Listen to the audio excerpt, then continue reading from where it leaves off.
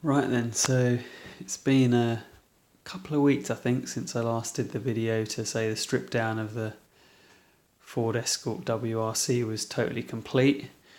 I'm now at the point where I'm ready to start putting stuff together, so I'll just talk you through a few odds and ends.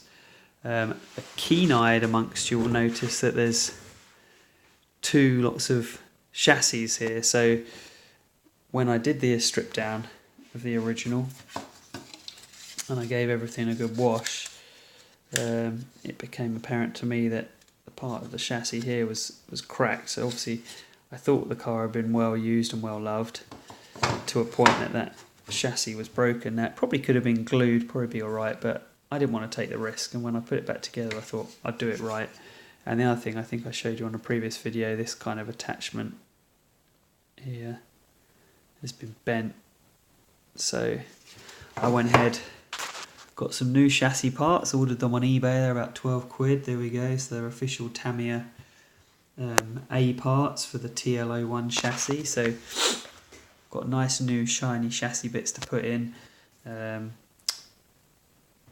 didn't technically need this piece, but it came on the A parts, and I'm going to use the 3 parts on the A parts to build the new car up from that point. Here are all of the bits laid out that I'm going to need.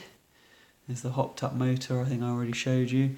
Here are the gears. You may recall from the previous video they're in various states of kind of dirtiness.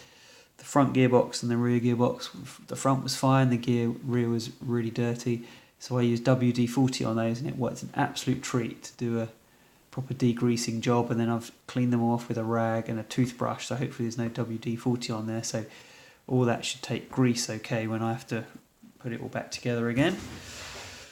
Already showed you all the kind of new wheels and things. There's the body shell, still to source and decide on a new body shell. Here are the electronics, electronic speed controller, there's the servo.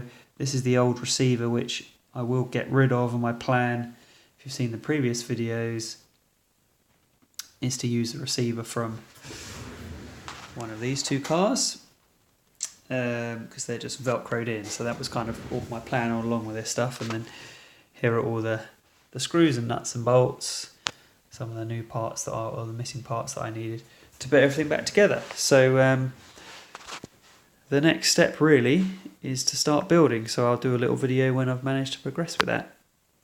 Thanks for watching.